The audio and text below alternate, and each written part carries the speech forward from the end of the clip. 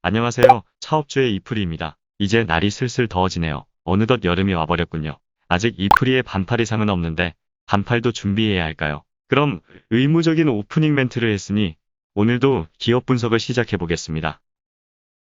오늘 다룰 기업은 코스닥 상장사 P&H테크입니다. 현재 시총은 1,540억이네요. P&H테크는 최근 주가 상승이 꾸준히 이어져 왔으니 이 부분은 유의해야겠습니다. 바로 다트로 가보겠습니다. 일단 여러 자산운용사들의 지분 변동 공시들이 보입니다. 먼저 아이온 자산운용은 물량을 줄이고 있네요. 과거 투자했던 구주를 엑시트하나 보죠.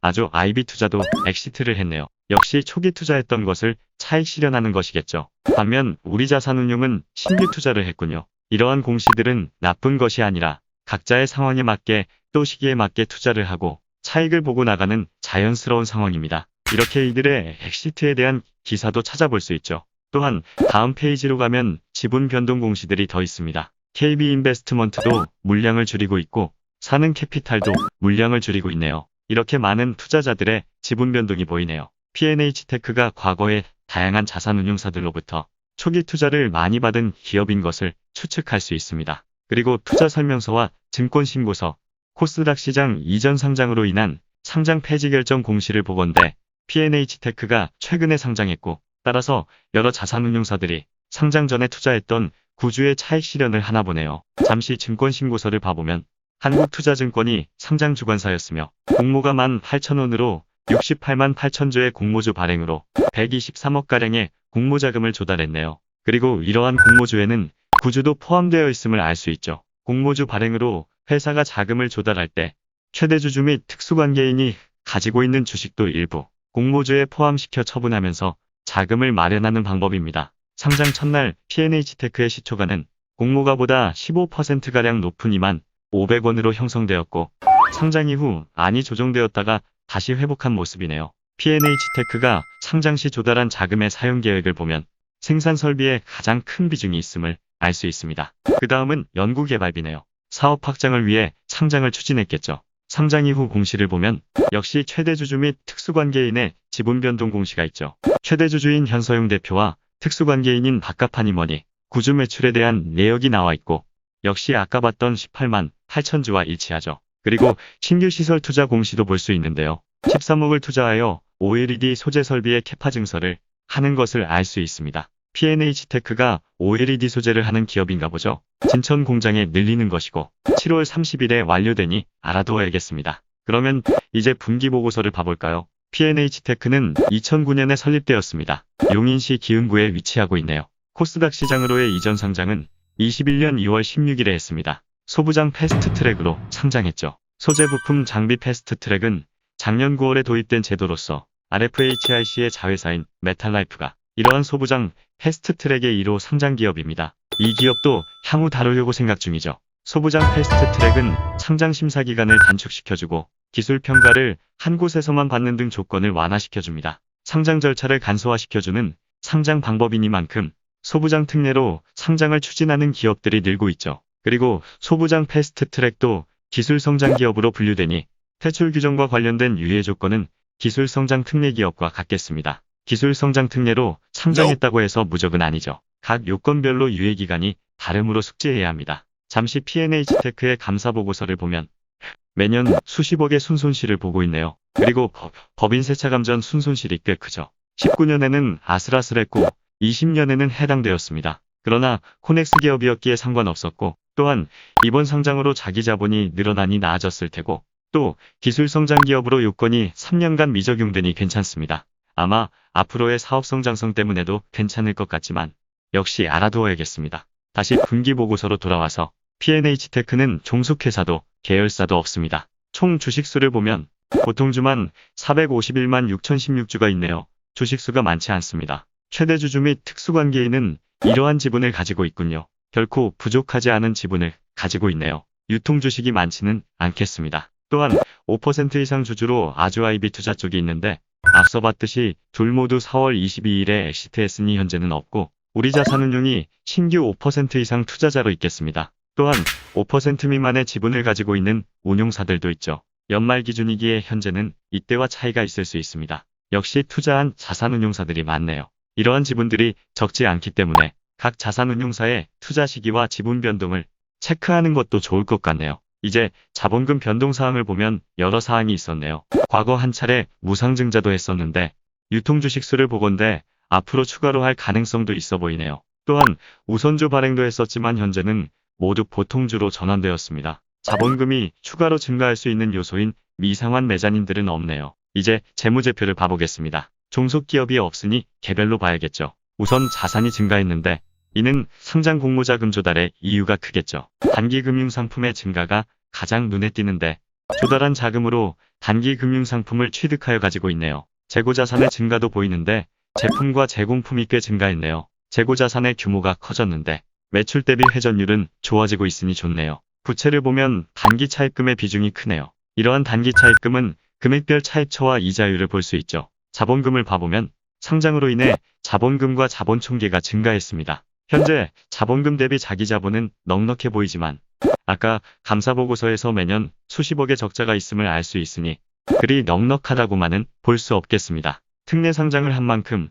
각 대출 조건들이 유예되는 기간 동안에 사업적으로 나아져야겠다는 생각이네요. 손익계산서를 보면 전년 동분기 대비 매출이 증가했고 따라서 이익에서도 흑자 전환하기 시작했네요. 이러한 매출 증가에도 영업이익률이 10% 가까이 나오네요. P&H테크의 제품 또한 수요가 있으며 제품의 사업성도 좋겠다는 생각이 드는데요. 최근 사업 연도를 봐보면 매출이 꾸준히 증가해온 것을 알 수 있습니다. 그러나 이익으로 이어져 오지 않았기에 적자였습니다. 그러나 올해 1분기 분기 매출이 36억이죠. 작년 한 해 매출이 85억 수준이었으니 P&H테크가 올해 1분기부터 엄청난 성장을 보이고 있다고 보이는군요. 매출 증가와 흑자 전환 그리고 라인 증설까지 사업성도 있고 사업적인 수요도 있다고 생각하므로 앞으로 매출이 증가하면 이제 이익을 쌓아갈 수 있는 시기라고 보이네요. 어떠한 사업을 하는지 바로 봐야겠습니다. P&H테크는 이러한 사업을 합니다. OLED 원료와 소재가 주요 제품이네요. 일단 OLED 소재의 원료가 되는 PD 촉매 팔라듐이죠.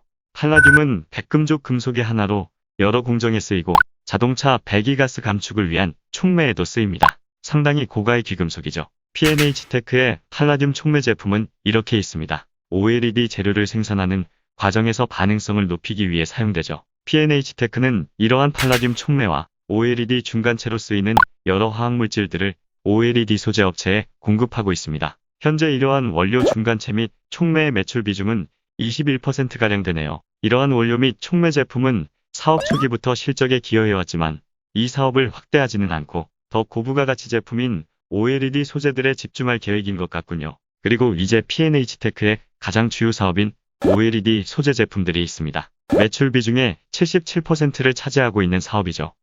먼저 OLED에 대해서 말해보자면 평판 디스플레이의 강자이던 LCD는 자체 광원이 없기 때문에 패널 뒤에 백라이트 유닛을 배치하여 빛을 발생시켜주는 방식으로 구현됩니다. 그러나 OLED는 백라이트 유닛 같은 별도의 광원 없이 적색, 녹색, 청색의 유기재료가 광원 역할을 하여 전기 에너지를 빛 에너지로 전환하며 자체 발광합니다. 따라서 다양한 층이 필요합니다. 먼저 음극이 있고 전자를 주입받는 층이 있죠. 이러한 전자는 이동을 도와주는 층을 거쳐서 발광층에 도달합니다. 마찬가지로 양극이 있고 전공을 주입받는 층이 있습니다. 주입된 전공은 이동을 도와주는 수송층을 거쳐서 발광층에 도달하죠. 결국 발광층에서 전자와 전공이 만나서 빛이 발산되는 구조입니다. 이것이 OLED의 기본 구조이고 이러한 각 층에 여러 OLED 소재들이 쓰입니다. P&H테크의 OLED 소재를 보면 매출이 주로 모바일용에서 나오고 있고 품목별로는 레드프라임, 고글절 CPL이 큰 비중을 차지하고 있습니다. 레드프라임은 발광층에 도달한 전자를 넘어가지 못하게 막으면서 동시에 발광층으로 넘어오는 전공을 잘 넘어오게 해주는 재료입니다. 그리고 고글절 CPL이라는 것은 음극 바로 위에 덮는 층으로서 발광층에서 나온 빛이 고글절 CPL을 통해 화면 밖으로 더 잘 나오도록 하는 것입니다. 따라서 전력 효율에 좋은 영향을 주죠. 현재 이렇게 P&H테크의 주요 제품은 레드프라임과 고글절 CPL인 것을 알 수 있고 양산 로드맵을 보면 장수명 블루호스트와 레드호스트도 양산 중으로 나와 있네요. 블루레드 호스트는 발광층에서 전자와 전공이 만나면서 방출되는 에너지를 가시광선으로 만들어서 청색 적색으로 발광할 수 있도록 하는 재료죠. 공급 스케줄을 보면 이러한 블루호스트와 레드호스트가 양산 적용 테스트를 마치고 올해부터 양산되는 것으로 나와 있습니다. 여기서 블루호스트와 레드호스트가 적용되는 모바일은 애플의 아이폰일 수도 있겠네요. 그리고 P&H테크의 이러한 블루호스트는 장수명 블루호스트라고 적혀 있는데요.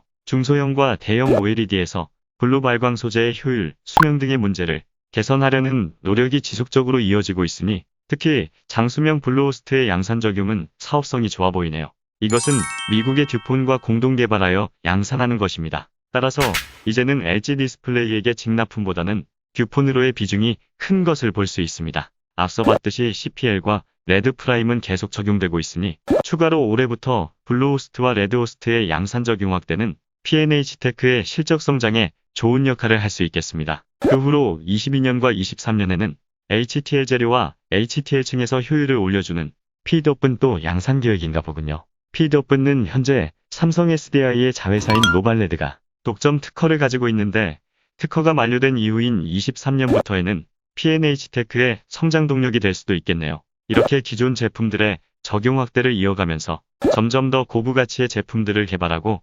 양산하려는 전략 같군요. 이미 네임드인 OLED 소재 기업을 봐볼까요? 시총 1조 원 이상의 덕산 네우룩스라는 기업이 있습니다. 전공 수송층 재료, 레드 프라임, 레드호스트 그린 프라임이 주요 제품이고요. 지난해 매출은 1440억, 영업이익은 400억입니다. 현재 덮개와 레드 프라임이 주력인 P&H테크보다 더 고부가 가치 제품을 하고 있으며 실적 규모도 비교가 안 됩니다. 그러나 이제 P&H테크가 레드호스트, 특히 블루호스트 등이 고부가 가치 제품을 양산하기 시작하니 P&H도 덕산 네오룩스를 목표로 달려가야겠네요. 실적 규모를 따라잡으려면 시간은 걸리겠지만요. 이제 P&H테크의 OLED 제품 가동률을 보면 가동률이 눈에 띄게 증가하고 있죠. 따라서 생산 실적도 크게 증가하고 있습니다. 이렇게 가동률이 크게 증가하고 있지만 아직 여유가 있으니 당분간 수요 증가로 인한 대응도 역시 괜찮을 수 있겠네요. 추가 실적 상승 여력이 있다는 것이죠. 특히 OLED 원료보다 OLED 소재가 급격하게 증가하고 있는데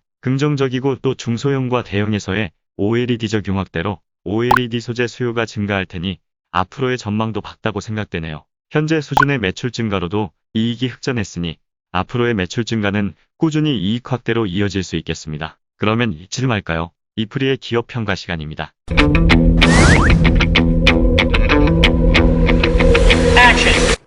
P&H테크는 사업성 4.6점, 재무 건전성 4.1점, 투자 가성비와 총점은 투자자분들께 맡기겠습니다. 자, 오늘도 이렇게 기업 분석을 해보았습니다. 저는 그러면 다음 주에 다시 찾아뵙겠습니다. 차업주의 이프리였습니다. 감사합니다.